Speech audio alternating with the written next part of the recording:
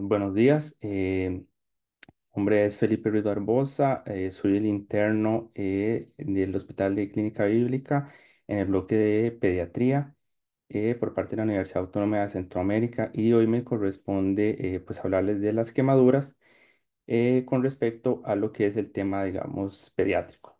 Entonces, para lo que es avanzar un poco en lo que es el cronograma, vamos a ver lo que es un poco el preámbulo o una introducción breve de lo que es pues, la quemadura como tal.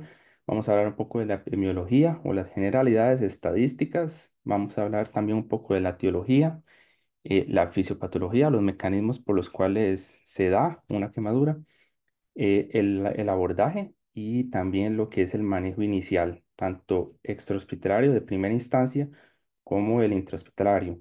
Y vamos a dar un repaso sobre el tratamiento, los principales medicamentos que se usan y al final vamos a dar una pequeña reflexión de lo que pues es este tema tan diverso.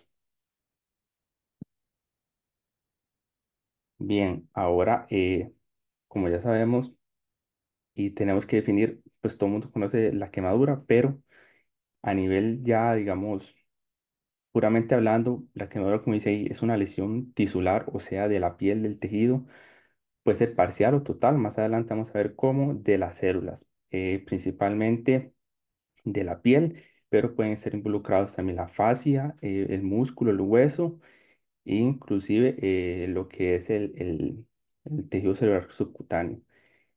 Obviamente, todas son producidas por el efecto de un agente, pues ya puede ser térmico, puede ser químico, puede ser eléctrico o rayos ultravioleta o radioactivo. Después de una lesión por quemaduras, lo que básicamente se puede tratar es que el aumento de la permeabilidad vascular va a conducir a cambios significativos de líquido que resultan en una disminución del volumen intravascular. Cabe destacar también que la consecuencia de una quemadura viene la pérdida de líquido, va a haber una hipovolemia y de calor, obviamente con una hipotermia y obviamente una disregulación de lo que es la acción de la barrera, o sea, propensa a infecciones. El conocimiento principalmente de lo que es este trauma prevenible, porque en algunas literaturas se habla de que es un trauma prevenible, ya sea desde el punto de vista fisiopatológico o del diagnóstico adecuado, obviamente determinar el agente causal, la extensión y obviamente la profundidad. Determinan todo este enfrentamiento inicial, digamos, del niño quemado, lo que conlleva un tratamiento obviamente adecuado, tiene que ser oportuno y obviamente que tenga una finalidad en el dejar el paciente sin o con la menor cantidad de secuelas, pues de manera de reinsertarlo lo antes posible a su vida normal. Ahora bien, hablando un poco de lo que es la epidemiología, digamos, las quemaduras son una causa importante de mortalidad accidental en la edad pediátrica. Entonces, como vemos ahí, según los datos de la OMS, ellos inclusive la ubican como la número 11 de la causa de muerte entre 1 a 9 años, el rango etario en la infancia y obviamente son especialmente frecuentes en los primeros años de vida. Se habla alrededor inclusive de un 33% del total de quemaduras en los niños que se producen dentro de los 12 hasta los 24 meses de vida. Y como dice ahí, inclusive alrededor del 80% se pueden prevenir.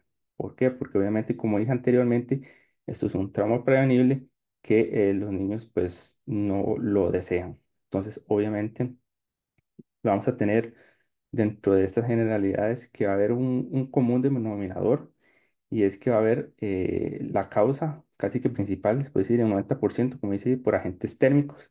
Y este va a ser principalmente del tipo escaldadura. Más adelante voy a retomar ese tema, que es básicamente, pues, lo que llaman como líquido caliente, ¿verdad? Entonces, por ese lado tenemos los datos del tramo prevenible de lo que son las quemaduras. Hablemos entonces un poco de lo que es la etiología. Vamos a tener agentes físicos, químicos y biológicos. Eh, Obviamente, como ven, tenemos variedad de agentes causales. Vamos a tener los térmicos, como dije anteriormente, son los principales. y tenemos sólidos, tenemos líquidos, inclusive tenemos vapores y llama directo o fuego. Las térmicas, principalmente por líquidos u objetos calientes. Puede haber inclusive llamas, fuego, vapor.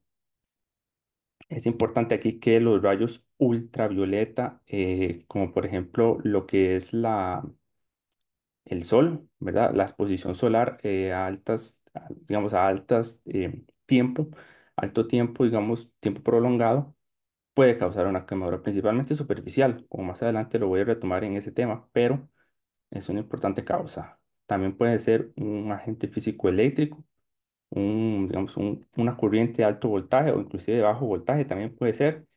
Estas tienen importancia porque son de mucho cuidado. Más adelante voy a retomar el tema, pero es importante tenerlas en cuenta. También puede haber inclusive quemaduras por frío. Generalmente las temperaturas, digamos, por debajo de los 0 grados y con más frecuencia en zonas distales, ¿verdad? En manos y pies, que son las zonas donde pueden haber quemaduras. Las quemaduras por inhalación de vapores, inclusive podemos encontrar lesiones térmicas de las llamas o el humo, el vapor como tal, y esos tóxicos inclusive pueden ser inhalados. Entonces, obviamente en lo que es el diagnóstico y la exploración, vamos a tener que buscar todo lo que es la vía aérea, porque puede haber, haber tóxicos inhalados y de dióxido de carbono. Las quemaduras químicas pueden ser sustancias tanto ácidos como bases. Obviamente, tal vez algún tipo como el ácido de la batería de un carro que puede generar un tipo de quemadura química. Y inclusive los seres vivos, como dice ahí, digamos, puede ser el caso de, no sé, arañas, se habla de arañas, se habla de medusas, como dice ahí, los peces eléctricos o incluso de origen vegetal, como por ejemplo las resinas también son un factor importante dentro de estos agentes que pueden generar quemaduras. Y como dije anteriormente, la principal causa es la descaldadura, que viene siendo la térmica, en este caso líquida. Ahora bien, como dije en la introducción, vamos a tener un mecanismo fisiopatológico sencillo, pero es importante reconocerlo porque esto nos va a determinar el manejo y, digamos, tener conciencia de qué es lo que tenemos que hacer. Vamos a tener un aumento en la permeabilidad, o sea, el calor aumenta la permeabilidad de los capilares, el paso de las proteínas plasmáticas, digamos, al espacio intersticial, produciendo un gran edema, pues, con la consiguiente, digamos, disminución del volumen sanguíneo y pudiendo inclusive llevar al paciente a un colapso circulatorio. La vasodilatación provoca un aumento de la presión hidrostática capilar que contribuye a la formación de edema. El líquido, digamos, que es extravasado contiene en mayor o menor proporción, digamos, plasma, agua y electrolitos. Entonces, vamos a ver que el manejo inclusive va a ir por ese lado. A medida, digamos, que la lesión es más profunda y extensa digamos, en las pérdidas que son mayores, hay un aumento en el peligro de shock y este aumenta. Obviamente la piel quemada va a perder sus funciones como tal, como dije anteriormente, fundamentales, y vamos a tener inclusive una respuesta mediada inflamatoria, o sea, liberación de citoquinas, que vamos a ver lo propio de la disregulación, de lo que son el trauma como tal, de lo que es la quemadura. Entonces vamos a tener en cuenta estos 3 puntos porque más adelante vamos a ver qué es lo que se tiene que dar de tratamiento con base a lo que es el mecanismo fisiopatológico. Ahora bien, el abordaje, en este caso yo diría que hay 4 pilares para uno reconocer lo que es la clasificación y de dar a entender qué tipo de quemadura estamos enfrentando.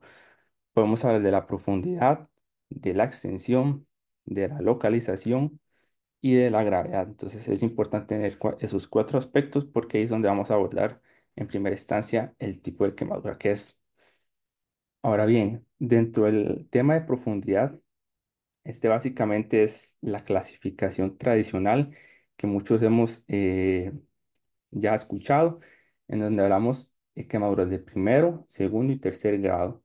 Alguna literatura inclusive quiere, de la más moderna, digamos, quiere decir que podemos ir cambiando como esta terminología. Entonces, inclusive podemos hablar de lesiones epidérmicas, que vienen siendo las de primer grado o superficiales. Vemos las dérmicas superficiales o las de segundo grado superficial, para más o menos ir entendiendo. Podemos ver las lesiones dérmicas profundas o digamos un segundo grado profundo y ya las subdérmicas o ya de un espesor total. Entonces ahí vemos cómo puede ir cambiando inclusive lo que es la terminología. Veamos bien aquí entonces, por ejemplo, en la superficial, qué características debemos, por ejemplo, tomar en cuenta. Obviamente que afectan principalmente solo la epidermis. Vamos a poder ver inclusive o reconocerlas por un eritema superficial y estas son muy dolorosas. O sea, el niño se va a quejar de dolor porque las terminaciones van a estar casi que a flor de piel en lo que es el sistema de la epidermis. Vamos a tener que las dérmicas superficiales ya van a afectar casi que todo el grosor de la epidermis y alrededor de un tercio de lo que es la dermis. ¿Qué podemos encontrar en lo que son las dérmicas superficiales o las de segundo grado? Pueden haber inclusive, como dice ahí, ampollas intactas sobre fondo rosado. Más adelante voy a ilustrar un poco para que podamos verlas. Esas también inclusive son dolorosas y exudativas. En lo que respecta a lo que son las dérmicas ya más profundas, sí va a haber obviamente el espesor de la epidermis, inclusive de la dermis en total. Vamos a ver que ampollas de aspecto más seco o roto, veamos, sobre fondo principalmente pálido o blanquecino. ¿Qué es lo que pasa aquí en este caso? Que como la piel ya ha sido afectada en bastante grado, vamos a tener lesión de las terminaciones nerviosas. Por lo tanto, el dolor va a estar disminuido. O sea, el niño no va casi que presentar dolor debido a que la lesión de las terminaciones nerviosas pues no va a estar dando el impulso nervioso. Y las de tercer grado ya podemos estar hablando, como dije anteriormente, afectando inclusive fascia, músculo y hueso. Vamos a ver principalmente que se va a formar una escara como blanquecina, inclusive amarilla, y puede haber zonas de color marrón. Estas ya sí, casi que no son dolorosas. ¿Por qué? Por lo mismo que dije anteriormente. Las terminaciones nerviosas van a estar casi que abolidas, entonces no va a haber progresión del dolor. Por lo general, las de primer grado, las superficiales, progresan bien, siempre y cuando, ¿verdad?, se traten adecuadamente y por lo general no dejan secuelas. Y estas podría ser que curen digamos, de entre 4 a 7 días, inclusive un poquito más. Pero lo importante es que conserva la integridad de la piel. Si las de segundo grado o las dérmicas superficiales son adecuadamente tratadas, estas, como dice ahí, resuelven de 2 a 3 semanas. Entonces, eso es lo importante del manejo adecuado. Ya para lo que son las dérmicas profundas o las de segundo grado profundo, como dice en la tabla, si en 21 días no epiteliza, pues se tiene que derivar a cirugía plástica, porque posiblemente vaya a aparecer ese tipo de cicatrices hipertróficas que podemos ver en este tipo de quemaduras. Y ya para las de espesor profundo sí van a quedar secuelas e inclusive va a requerir de un manejo más avanzado porque puede ser que vaya a precisar lo que es la realización de injertos. Entonces es muy importante caracterizar y clasificar en profundidad lo que es la quemadura. Ahora bien, vamos a ver un poco nada más, como mencioné anteriormente, principalmente en las imágenes, en la imagen de arriba vamos a ver un poco lo que es la quemadura superficial. Entonces vamos a ver que hay una zona eritematosa, puede haber un poquito de flictenas, no necesariamente va a haber ampollas y esta puede resolver y progresar adecuadamente. Ya lo que son las quemaduras dérmicas de segundo grado, superficial, tanto profunda, ya podemos ver, digamos, una zona más extensa, podemos ver una zona inclusive mayor y tematosa, inclusive con ampollas, y esta va a requerir del manejo más adecuado. La quemadura profunda, ya como vemos y como mencioné anteriormente, inclusive se ve una escara blanquecina ahí alrededor, inclusive se podría decir que casi que tocando a hueso, y inclusive manchas de color o zonas de color marrón, en donde podemos diferenciar claramente que estamos tratando de una quemadura de espesor profundo.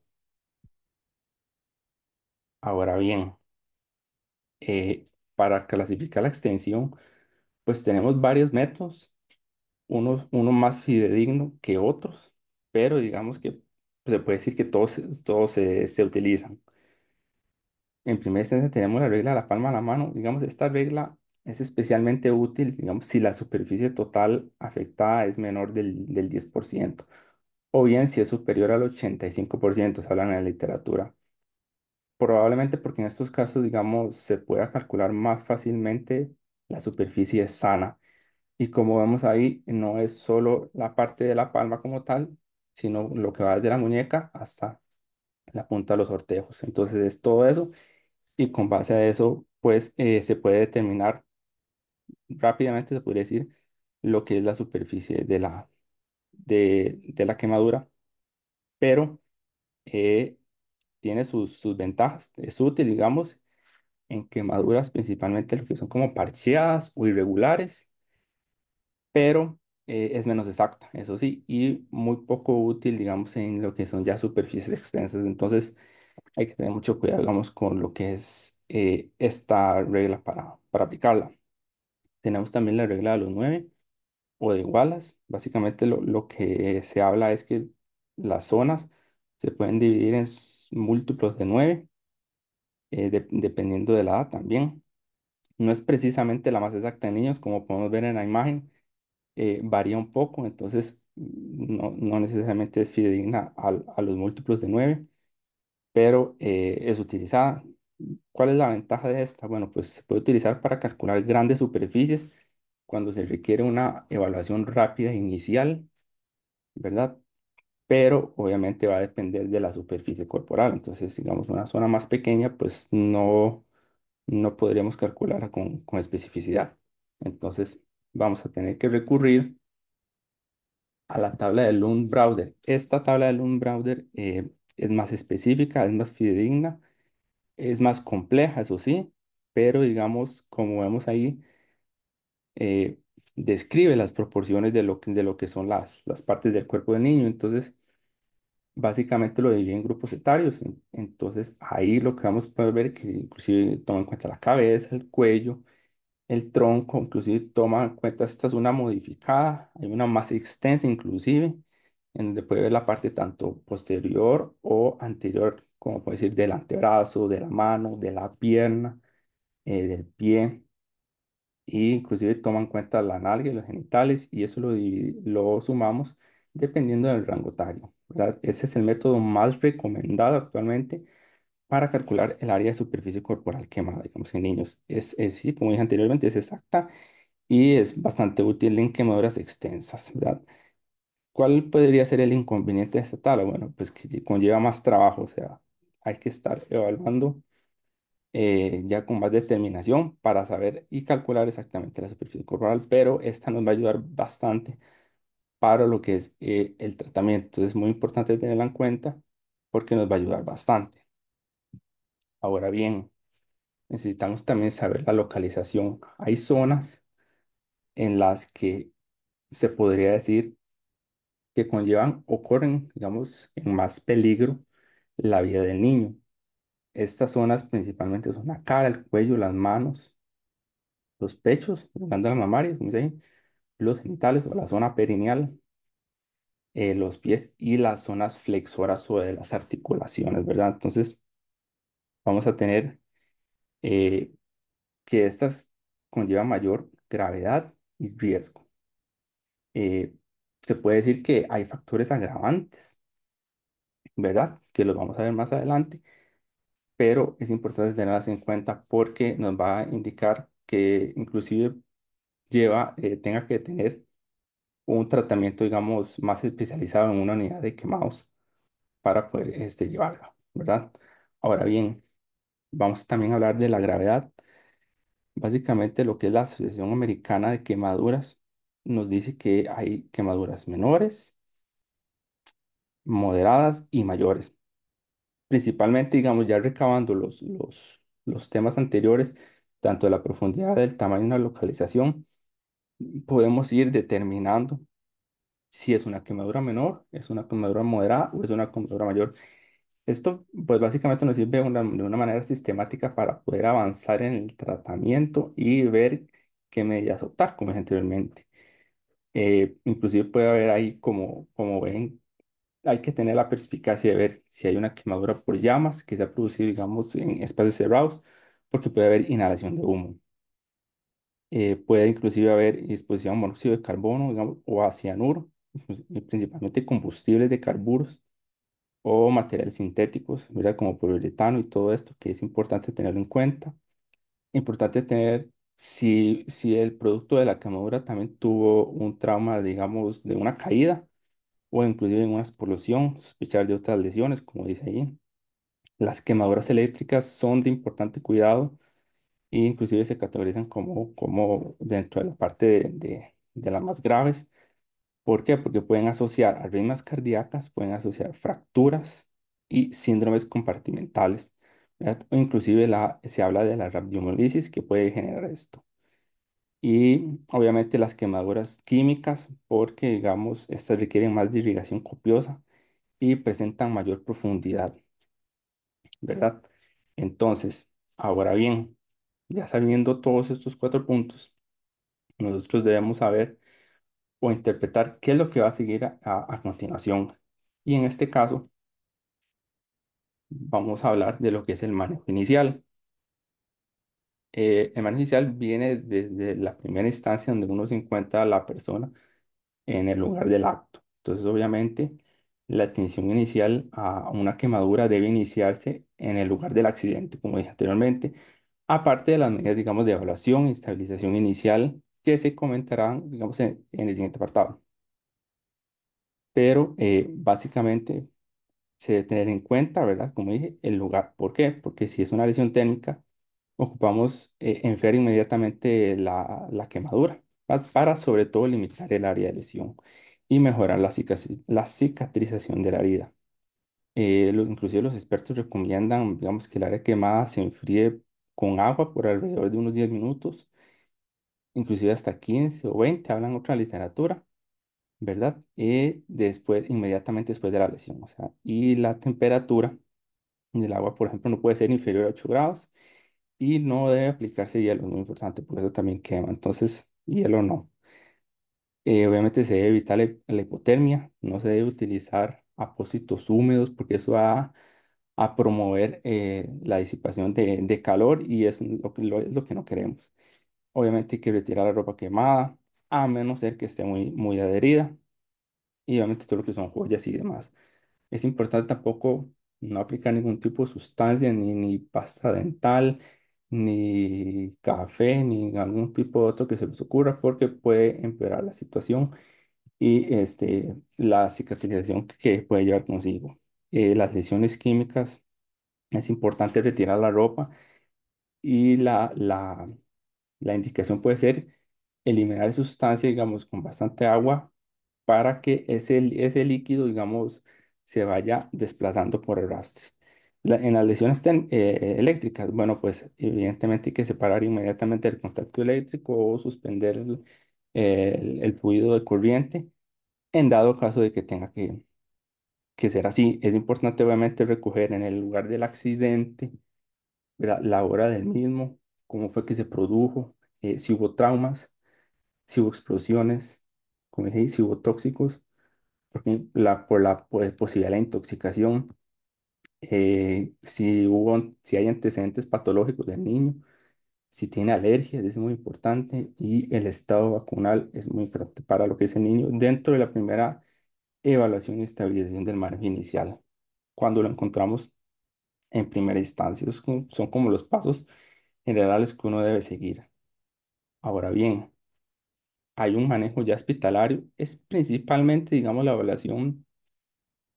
Como vemos en esta imagen, se va a utilizar lo que es el triángulo de evaluación pediátrica. Esto lo va a hacer en la buena y sana teoría el médico de urgencias pediátricas, que es el encargado de evaluar y diagnosticar y dirigir, por ejemplo, todo lo que es la quemadura del niño, porque es el que tiene más experiencia y conocimiento acerca de cómo hacer el abordaje.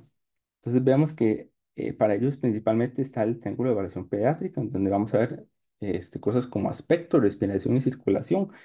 Es muy parecido a lo que es el ABCDE del trauma, pero conlleva ciertas pautas. Entonces, por ejemplo, veamos que es importante que para el niño se tenga que valorar el aspecto, si hay tono, si hay resactividad, o sea, no hay actividad, se ve con solabilidad, cómo está esa mirada, si hay llanto, inclusive si habla. Se debe de ver la respiración, y cómo es que está trabajando esa respiración, si hay aleteo, si hay taquipnea, si hay ruidos respiratorios inclusive anormales, como por ejemplo ahí dice el estridor, inclusive disfonía, sibilancias o inclusive ronquido. Entonces vemos que debemos valorar en este lado de la respiratoria y la circulación. Podemos ver cosas como el color de la piel, si hay palidez, si hay livideces, como se dice, si hay cutis marmorata o inclusive si hay cianosis. Para valorar principalmente la función cardíaca y perfusión de órganos.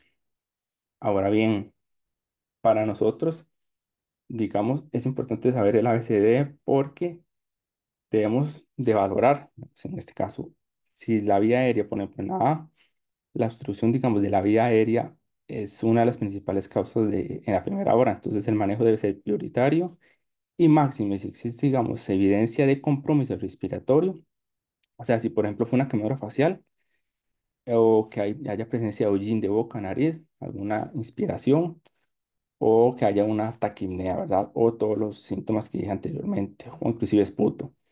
Va a deber inclusive administrarse oxígeno al 100% en este caso. El edema inclusive, digamos, de vías respiratorias es rápidamente progresivo, entonces es importante, por lo que, digamos, ante la aparición de signos mínimos de obstrucción respiratoria, inclusive la indicación es de intubación precoz, obviamente con tubos de menor calibre correspondiente por edad, e incluso se habla también de lo que es la inmovilización cervical si hay sospecha de traumatismo.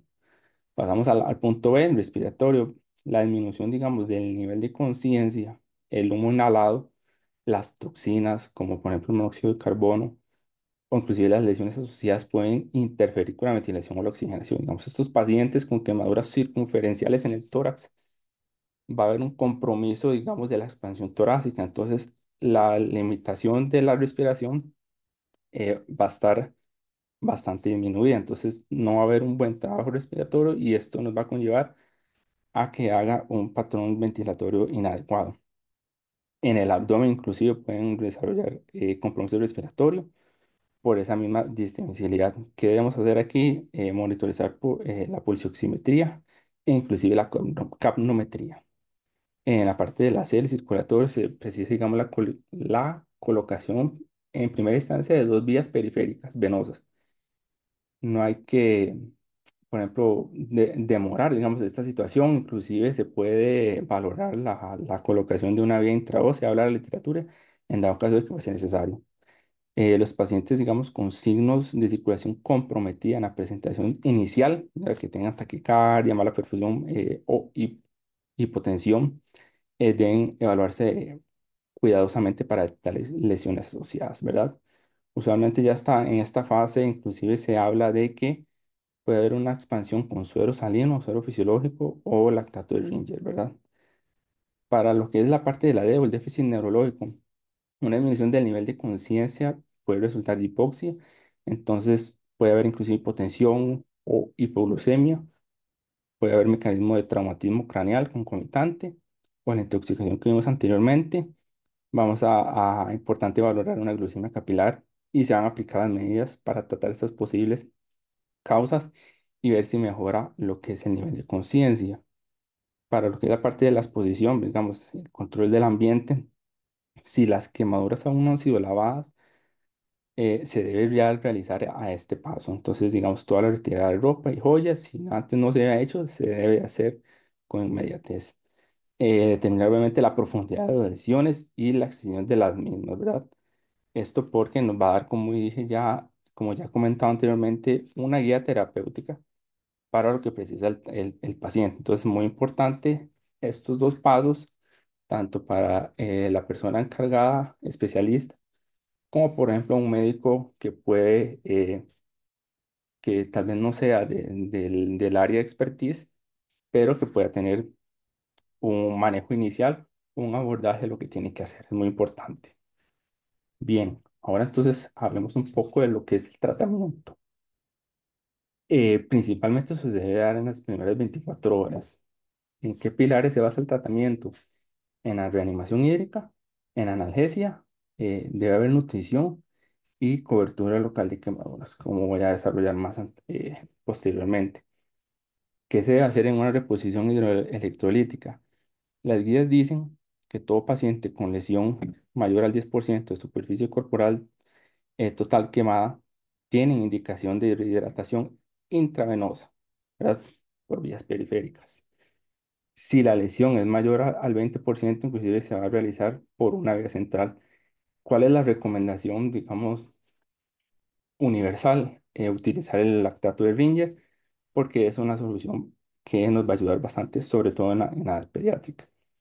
Pacientes aquí, como dicen, inclusive pacientes pediátricos con quemaduras menores del 10% de la superficie corporal total quemada, sensorio que esté conservado y que tenga muy buena tolerancia por vía oral, y que no haya signos evidentes de deshidratación, se puede recomendar lo que es la hidratación oral. Entonces, es muy importante tener eso en cuenta. Dentro de las primeras 24 horas, ¿qué se puede utilizar para esa reposición hidroelectrolítica? Usualmente hay tres fórmulas, pero las que se utilizan más son la fórmula de Parkland, como vemos ahí en la imagen, y la fórmula de Gabelstone. Alguna literatura habla que la fórmula de Parkland sirve, pero para ciertas ocasiones y que la fórmula de Gabelstone es como la más indicada. Pero se dice que la fórmula de Parlan es bastante utilizada, entonces es importante tenerla en cuenta. ¿Qué nos dice esa? Que en las primeras 24 horas, como dice ahí, puede ser de 3 a 4 mililitros por kilogramo por porcentaje de superficie corporal total quemada, más lo que son las necesidades basales del periodo o los requerimientos basales elaborados por la fórmula de Holiday-Segar, que son los requerimientos que tienen que ser diarios. ¿Qué hace uno con el total? Digamos, ya uno haciendo la fórmula y teniendo todos los datos, lo que se debe hacer es que del total que nos dé, se debe reponer el 50% en las primeras 8 horas y el otro 50% en las posteriores 16 horas. La fórmula de Gabelstone nos dice que debemos utilizar 5 cc o 5 mililitros por metro cuadrado de superficie corporal total quemada, más 2000 mililitros por metro cuadrado de superficie corporal total quemada. Y partimos de la misma premisa. El 50% se da en las primeras 8 horas y el otro 50% en las siguientes 16 horas. Hay dos fórmulas, como ven ahí, tanto para el déficit como para el mantenimiento, porque estas son para las primeras 24 horas. Posterior a eso, se debe reformular y inclusive debemos tener en cuenta la estimación de los requerimientos promedio y la velocidad de infusión, que principalmente la va a regular lo que es la diuresis. Esta diuresis debe mantenerse en alrededor de entre 1 a 2 mililitros por kilogramo por hora en pacientes menores a 30 kilogramos y entre 0,5 a 1 mililitros kilogramos hora para los que son mayores de 30 kilogramos. Entonces, la fórmula de Gabelson sí es más compleja, pero es un poquito más fidedigna y se utiliza bastante. Entonces, la fórmula Parla no quiere decir que no sea tan importante, también se utiliza, pero ahí están las dos y a veces se prefiere utilizar la segunda fórmula por la precisión que tiene, ¿verdad? En este caso para la reposición hidroelectrolítica. Ahora bien, el segundo pilar, como dije, es la analgesia y se debe iniciar cuanto antes. ¿Por qué? Porque obviamente la presencia de dolor no es para nada agradable para el niño. En quemaduras menores, inclusive se habla que se puede utilizar paracetamol oral o intravenoso, ¿verdad? Calculado según las guías a 15 miligramos por kilogramo dosis. O se puede utilizar metamizol 20 miligramos por kilogramo por dosis intravenoso. Si la quemadura ya es moderada o grave, inclusive como dice ahí, se puede utilizar cloruro mórfico o hidrocloruro de morfina en esa dosis de 0,1 miligramos por kilogramo por dosis. Ahí dice que puede ser intravenoso o subcutáneo, dependiendo de si hay estabilidad hemodinámica. Ahora bien, inclusive se puede utilizar lo que es el fentanilo, ¿verdad? Es más potente, pero se puede utilizar de 1 a 2 miligramos por kilogramo por dosis intravenoso. Si se va a utilizar un procedimiento invasivo, ¿verdad? Como es la intubación y demás, hay medicamentos que se pueden utilizar bastante. Obviamente va a depender de la quemadura y, ¿verdad? Y toda la evaluación que se haya hecho anteriormente, pero se puede utilizar la ketamina de 1 a 2 miligramos por kilogramo por dosis, ¿verdad? Entonces, muy importante el pilar de la analgesia por el dolor que el niño va a presentar. Entonces, se debe utilizar cuanto antes. Inclusive se habla de que a nivel extrahospitalario, si se pudiera utilizar y se puede canalizar las vías venosas periféricas, es ideal, digamos, introducirlo como parte de la analgesia, ¿verdad? Ahora bien, antibiótico-terapia sistémica. Hay casos particulares, no en todo se debe utilizar porque se ha establecido o se tiene claro que inclusive puede intrometerse lo que es la progresión de la curación de la herida. Entonces, debe haber casos particulares y debe ser valorado y tratado sistemáticamente e integralmente dependiendo de la situación de la quemadura, perdón. Que se habla de lo que es ya la parte de las curas tópicas o el abordaje local de la quemadura. Debe haber, digamos, una especie de protección de la superficie de quemadura. Obviamente tiene que ser de forma individualizada según las características, digamos, de cada lesión, o sea, en profundidad, extensión y localización. Hay que prever inclusive si hay riesgo de infección, cómo va evolucionando, si hay exudados, si hay sensibilidad, obviamente el dolor y pautar inclusive algunas curas posibles. Las quemaduras, digamos, de primer grado no requieren ningún tratamiento tópico específico, es lo que se habla, pero hay que disminuir el dolor, eso sí. Entonces se puede utilizar cremas hidratantes de aloe vera y analgesia vía oral, ¿verdad? Corticosteroides no están tan recomendados e inclusive se desaconsejan. Si en algún momento se puede decir que se utilizaron, están desaconsejados. Actualmente en las quemaduras, por ejemplo, de segundo grado, una opción, digamos, serían las gasas, digamos, de parafina, ya sea solas o asociadas, digamos, a antibióticos, ¿verdad? Según las características del área, obviamente.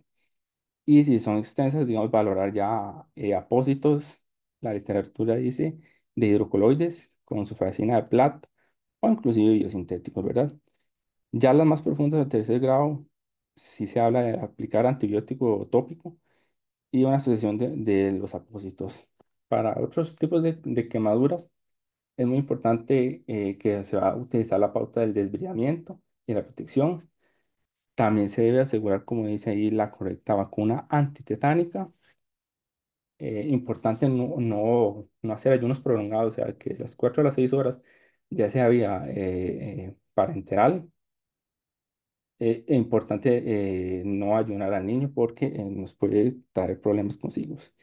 Y si hay que valorar adecuadamente, digamos, ya en un exposor más profundo y la quemadura, digamos, compromete más la vida, inclusive medidas más quirúrgicas, o ya lo que es a lo que es el traslado a la unidad de quemado especializada para que puedan darle un manejo adecuado dependiendo del caso, es verdad, siempre y cuando sea bien.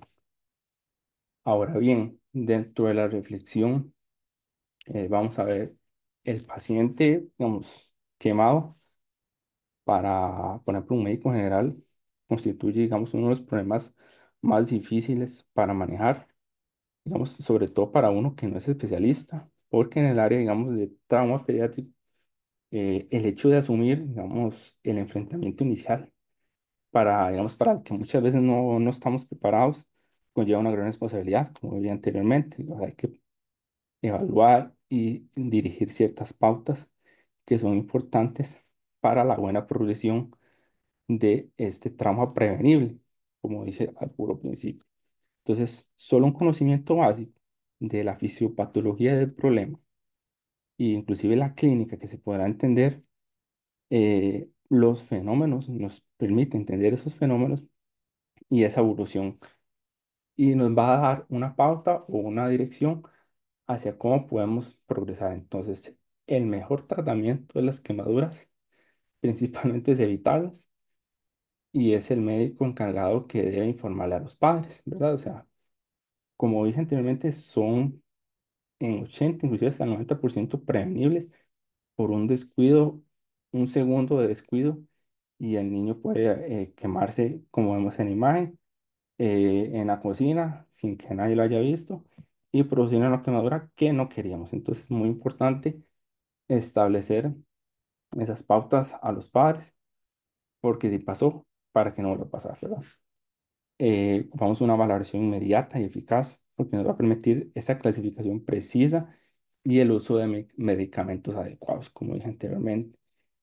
Es muy importante ya a este paso saber que en una quemadura de un niño puede haber inclusive un problema de abuso o un problema de maltrato que sugiere la literatura que nosotros distingamos. Pues, como vi anteriormente en las imágenes, las lesiones suelen ser parcheadas y de superficie irregular. Si uno ve, por ejemplo, una quemadura lineal en donde se ve muy recta, por así decirlo, puede inclusive sugerir un estado de inmersión. Si fueron las manos, un estado de inmersión. O la forma de la quemadura, por ejemplo, en la forma de una plancha, toda la palma de la mano, los discos, los cigarros, las colillas de cigarros, la forma de las quemaduras, es muy importante tenerlos en cuenta porque nosotros debemos tener como la malicia indígena de sospecharlas y de saber enterarnos si, como dije anteriormente, hay un maltrato o abuso. Entonces es muy importante siempre, siempre sospechar porque todos estos son traumas prevenibles, ¿verdad? Entonces, esa es como la reflexión al final que a mí me deja lo que son las quemaduras y este tema tan importante que es vital, abordarlo de la manera adecuada, clasificarlo y saber a qué nos estamos enfrentando. Entonces, ese es el aprendizaje que me deja las quemaduras. Y aquí les dejo lo que es la bibliografía en este caso y muchas gracias por su atención en el día de hoy.